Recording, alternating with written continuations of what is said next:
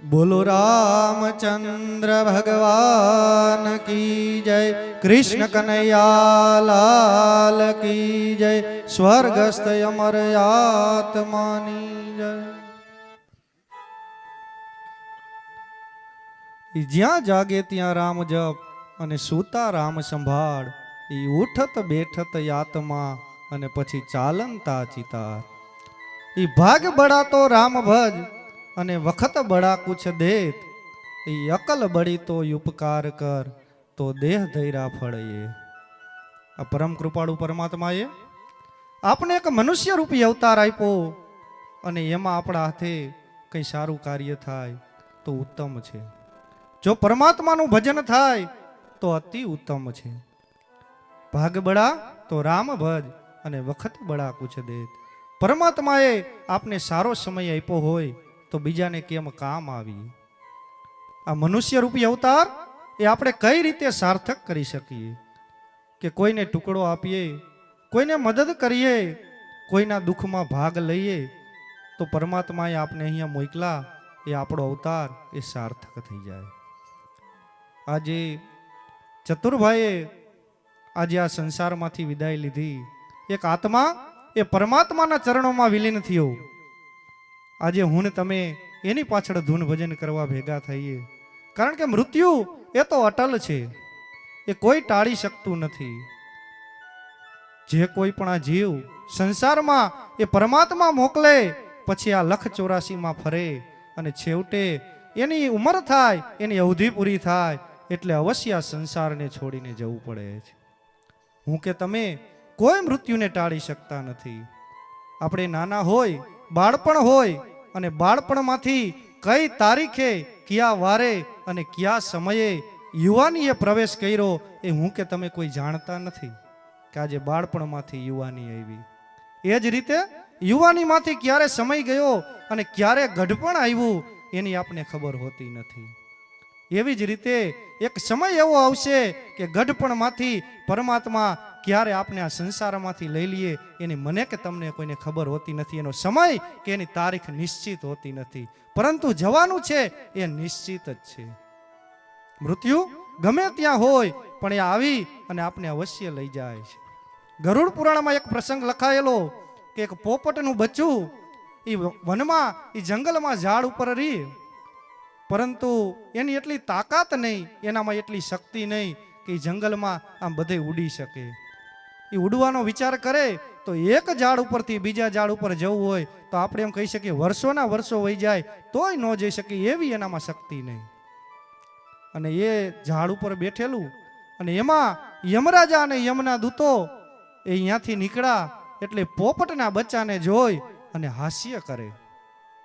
એ ખડખડાટ દાંત કાઢ્યા એટલે પોપટના બચ્ચામાં એક તો તાકાત નહીં અને અંદર એક બીક ગરી ગઈ કે આ મને લઈ તો નહીં જાય ને। અને જમરાજાની બીક તો ભૂંડીને ભાઈ। એક દિવસ થયો એટલે પોપટનું બચ્ચું મૂંઝાણું।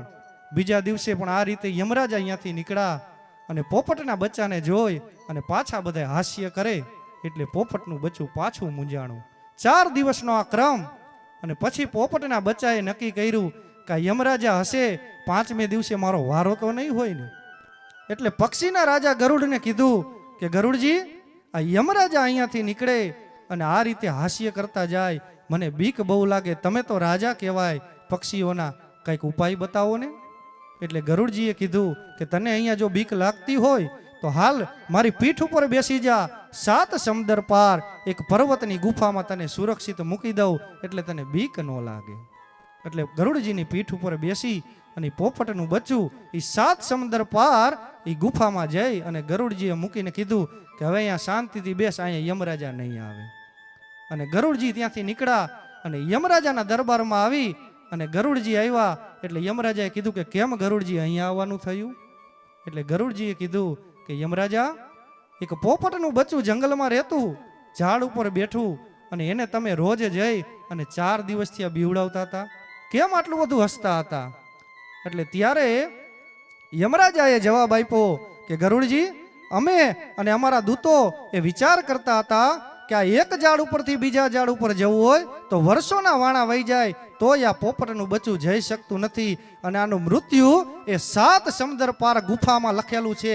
તો આ ત્યાં પહોંચશે કઈ રીતે, એને અમારે લેવું કઈ રીતે?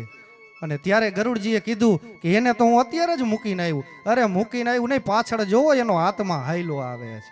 એટલે જેનું મૃત્યુ જ્યાં લખેલું હોય ત્યાં પરમાત્મા એને અવશ્ય પહોંચાડી દે. હું ને તમે એમ થાય કે આ જગ્યાએ જાય તો આપણે સુરક્ષિત થઈ જાય, પરંતુ મૃત્યુ જ્યારે આવે ત્યારે કોઈ એને રોકી શકતું નથી.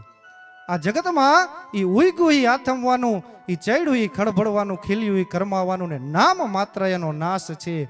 એ નિયમને તો અનુસરવું જ પડે. માટે ડાયા થઈ અને પરમાત્માએ આ મનુષ્ય રૂપી અવતાર આપ્યો, એને કેમ આપણે સાર્થક કરીએ? આપણા હાથે જે બની શકે એટલું સારું કાર્ય કરીએ. ચકલાને ચણ નાખીએ, ગાયને નીણ નાખીએ, કે કોઈ દુખિયારાના દુઃખમાં ભાગ લઈએ, તો પણ આપણે આ પરમાત્માએ આપ્યો એ મનખો એ ઉત્તમ રીતે આપણે જીવી ગયા ગણાય. આજે આ ચતુરભાઈ એની શ્રદ્ધાંજલિ નિમિત્તે આજે પરિવારે દેવરામભાઈએ અમારા નરસંગ ધૂન મંડળને અહીંયા જે ધૂન ભજન કરવા આમંત્રણ આપ્યું એ બદલ અમારું મંડળ એ આપનો ખૂબ ખૂબ આભાર માને છે. અમારું મંડળ એ જ્યાં કંઈ પણ આપ જાણ કરો એટલે સારા અથવા નરસા પ્રસંગે સમયની અનુકૂળતા અનુસાર આપને ત્યાં આવી અને ધૂન ભજન કરી જઈએ. અમારા મંડળનો કોઈ એવો ફિક્સ ચાર્જ નથી અને દરેક મંડળમાં આવતા સભ્યો એ નાના મોટા ઉદ્યોગ સાથે સંકળાયેલા છે. છતાં પણ પોતાનો કિંમતી સમય કાઢી માત્ર ને માત્ર એક પરમાત્માના નામ લેવાય, એ ગયેલ આત્માની પાછળ એક પરમાત્માના નામ રૂપી એક પુષ્પ અર્પણ કરી શકીએ અને અમારા હાથે જેટલું બની શકે એટલું પરમાર્થનું કાર્ય થાય એ હેતુથી આપની સમક્ષ આવીએ છીએ. માટે ધૂનની વચ્ચે આપની સમક્ષ એક મટકી ફરશે. મટકીમાં એ દાન આપવું ફરજિયાત નથી. જો પરમાત્માએ આપને અપાવ્યું હોય તો આપનો હાથ એ ઉદાર હાથે લંબાવજો. કેમ કે પંછી પાણી પીને સે ઘટે નહીં સરિતા નીર, ઈ ધર્મ કીએ ધન ના ઘટે એને સહાય કરે રઘુવીર. આ તો ખર્ચતા ખૂટી જશે ઈ ભાઈ મૂર્ખ મનનો વેમ, ખર્ચતા ઈ ખૂટી જશે ઈ મૂર્ખ મનનો વેમ, પણ દાતા કીએ મારે દેવું ઘટે કાલ મારી પાસે હશે કે કેમ. એ તો દાતા હોય એ આવેલી તકને વધાવી લઈએ. માટે ફૂલની તો ફૂલની પાખડી ઈશ્વરે આપને અપાયું હોય તો આપનો ઉદાર હાથ લંબાવજો. આપના તરફથી જે કંઈ પણ દાનની રકમ પ્રાપ્ત થશે એ ગૌશાળામાં એ ઘાસચારા પેટે દવા પેટે વાપરવામાં આવશે. અમારા સભ્યો એ મુલાકાત લઈ અને જ્યાં જરૂર હોય ત્યાં એ સુવિધાઓ બધી પૂરી પાડવામાં આવે છે. માટે આપનો ઉદાર હાથ લંબાવજો. અમારા મંડળની ધૂન રાખવા માટે અહીંયા સ્પીકરની ઉપર મંડળના 2 સભ્યોના મોબાઈલ નંબર લખેલા છે.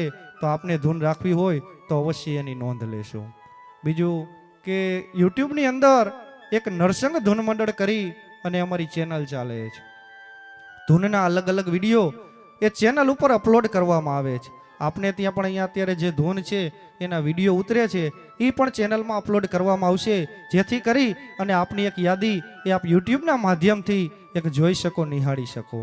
અને યુટ્યુબ તરફથી અમારી એ ચેનલ મોનિટાઇઝેશન થઈ ગઈ છે. એટલે અમુક સમયે યુટ્યુબ પણ અમને કંઈક રકમ મળે એ પણ ગાયના ઘાસચારામાં વાપરવામાં આવે છે.